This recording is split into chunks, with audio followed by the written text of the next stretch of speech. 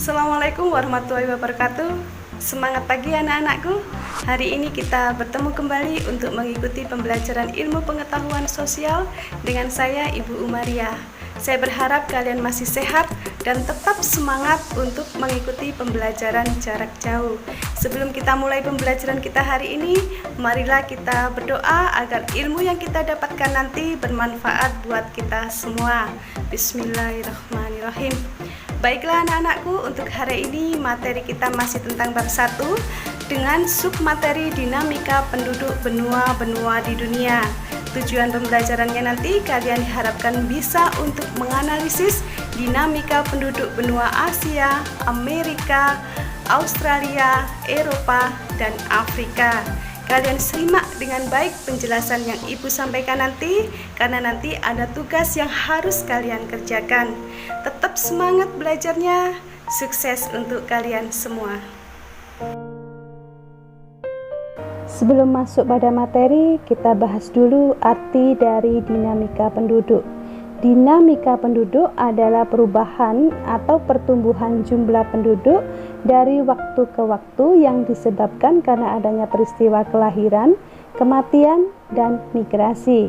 Selain itu, dinamika penduduk bisa juga terjadi karena perubahan komposisi penduduk seperti budaya, bahasa, etnik, dan agama. Selain dinamika penduduk, kalian juga harus tahu arti dari kualitas penduduk.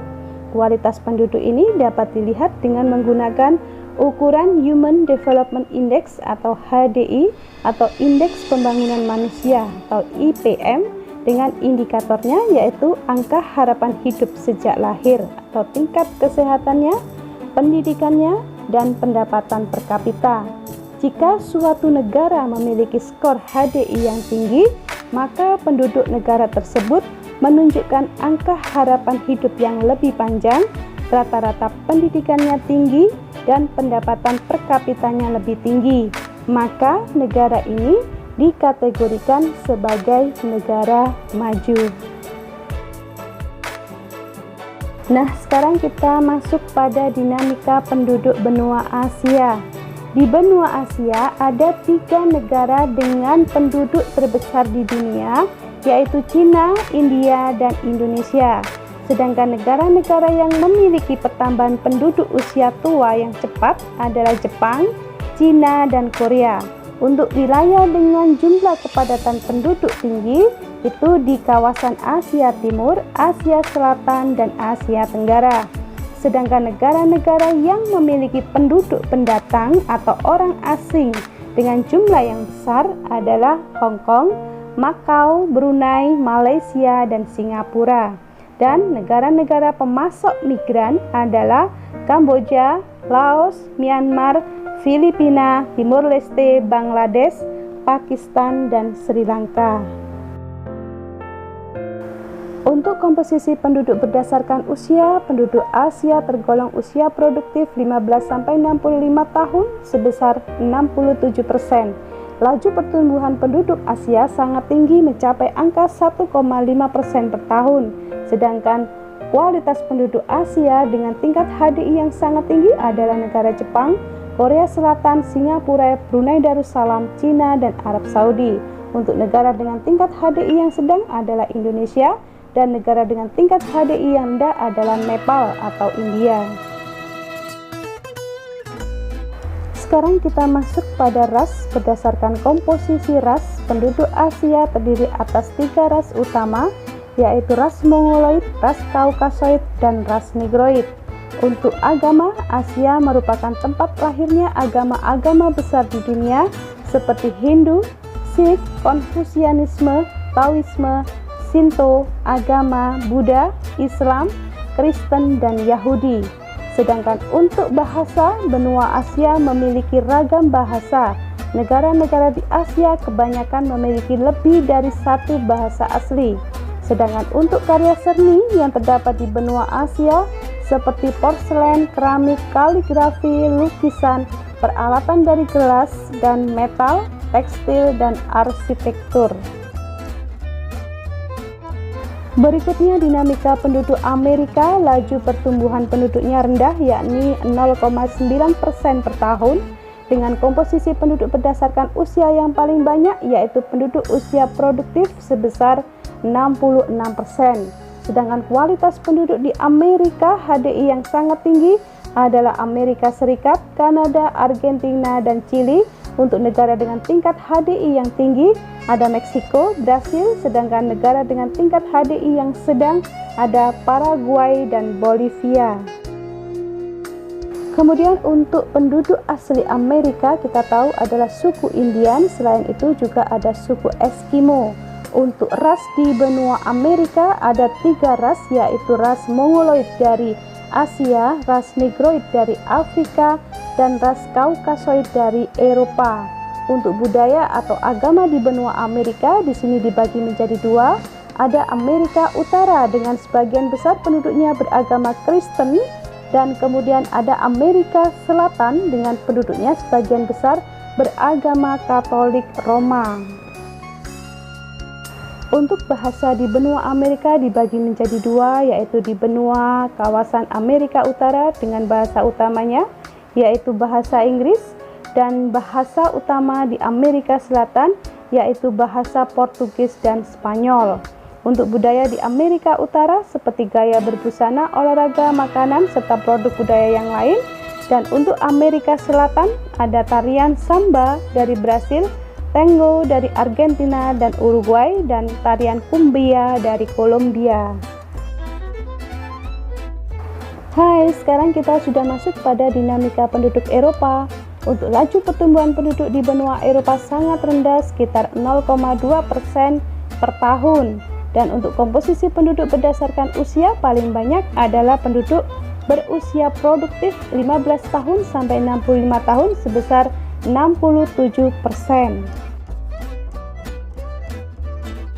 Untuk kualitas hidup atau tingkat HDI penduduk Eropa sangat tinggi, dengan negara kualitas penduduk sangat tinggi adalah Inggris, Jerman, Prancis, dan Spanyol. Sedangkan negara dengan kualitas penduduk yang tinggi adalah Rumania, Ukraina, dan Bulgaria. Agama di benua Eropa ada 3 agama terbesar, yaitu Katolik Roma, Kristen Protestan, dan Kristen Ortodoks. Untuk penduduk Eropa sebagian besar adalah keturunan dari ras Kaukasoid dengan terbagi menjadi beberapa 5 suku bangsa, yaitu bangsa Nordik, Alpen, Mediteran, Slavia, dan Dinarik. Bahasa di benua Eropa beragam, ada bahasa Inggris, Spanyol, Portugis, Prancis, Belanda, dan Rusia. Sedangkan untuk karya seni di Eropa mulai berkembang sejak zaman prasejarah, kemudian periode klasik, Bizantium, abad pertengahan, Gotik, Renaissance, Barok, Rokoko, Neoklasik, Modern, dan Pasca Modern. Sumbernya semua berasal dari Yunani dan Romawi. Sekarang kita masuk pada dinamika penduduk Afrika dengan laju pertumbuhan penduduknya yang sangat tinggi, yaitu 2,5% per tahun. Untuk tingkat kualitas penduduk Afrika relatif rendah. Negara dengan kualitas penduduk tinggi seperti Aljazair dan Tunisia, negara dengan kualitas penduduk sedang seperti Mesir dan Namibia, dan negara dengan kualitas penduduk rendah seperti Sudan, Ethiopia, Kenya, dan Chad.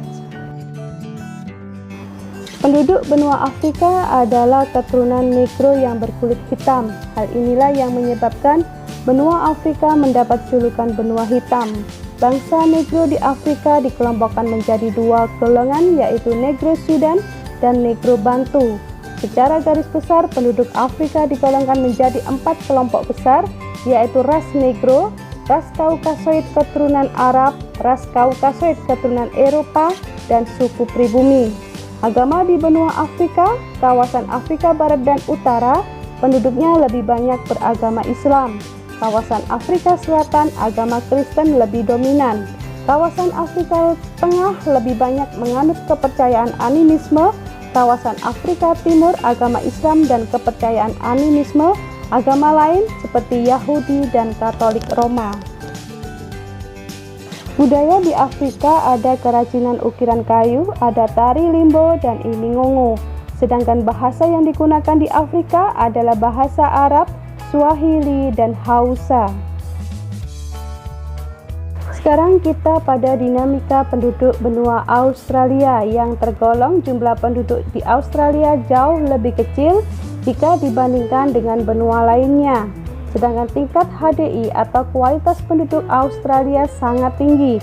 Hal ini terlihat pada tingkat kesehatan, pendidikan, dan pendapatan per kapitanya tergolong tinggi. Untuk ras di benua Australia, 92% penduduk Australia bangsa kulit putih atau ras Kaukasoid yang berasal dari benua Eropa seperti negara Inggris, Irlandia, Italia, Belanda, Skotlandia, Jerman, dan Yunani. Bahasa nasional Australia adalah bahasa Inggris, sedangkan agama sebagian besar penduduknya beragama Kristen Protestan. Untuk budaya di benua Australia yang terkenal adalah budaya suku aborigin seperti Yabun Festival, tarian suku aborigin.